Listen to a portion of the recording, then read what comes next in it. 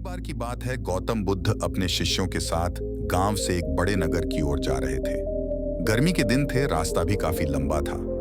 गौतम बुद्ध भी अपने शिष्यों के साथ बहुत देर से पैदल चल रहे थे। इस वजह से उन सबको प्यास लग गई। वहां से कुछ दूरी पर एक बरगद का पेड़ था। सभी लोग उस वृक्ष के पास पहुंचे। गौतम बुद्ध पेड़ की छांव के नीचे विश्राम करने लगे। गौतम बुद्ध ने अपने एक शिष्य को कहा, आप इस बरगद की छाया से 20 कदम दूर जाकर 2 बार परिक्रमा करके वापस आओ। शिष्य वैसा ही करता है जैसा बुद्ध ने कहा था।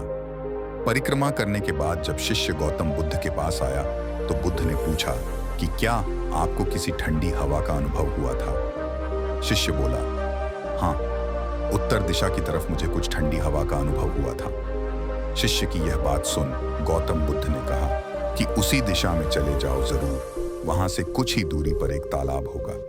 उस तालाब से सबके लिए पानी ले आओ। शिष्य उसी दिशा में जब कुछ दूर गया है तो वहां सच में एक तालाब था। तालाब देख शिष्य बहुत प्रसन्न हुआ और तालाब के निकट जाकर तालाब से पानी भरने ही वाला होता है। तब उसकी नजर तालाब के दूसरी ओर जाती है जहां कुछ स्त्रियां कपड़े धो रही होती हैं। यह देख शिष्य मन ही मन सोचता है कि यह पानी तो गंदा हो गया है। लेकिन जब शिष्य ध्यान से तालाब के पानी को देखता है तो तालाब का कुछ पानी साफ दिखाई देता है। इतने में ही 2 बैलगाड़ी जोर से तालाब के किनारे से होती हुई निकलती है। बैलगाड़ियों के पहिए तालाब की मिट्टी के ऊपर इतनी जोर से निकलते हैं कि तालाब के नीचे बैठी बहुत सारी मिट्टी तालाब के ऊपर आ जाती है, जिस वजह से तालाब का बचा हुआ पानी भी गंदा हो जाता है।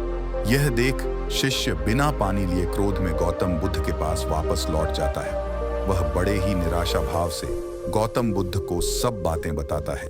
शिष्य की बातें सुन उनमें से एक शिष्य बोलता है कि हमें तुरंत यहाँ से निकलना चाहिए, किसी दूसरी जगह पानी की खोज करनी चाहिए, नहीं तो प्यास के मारे हमारी जान निकल जाएगी। गौतम बुद्ध सभी को शांत होने के लिए कहते हैं और बोलते हैं कि धैर्य रखो, कुछ देर यही बैठो, उचित समय आने तक संयम बनाए रखो।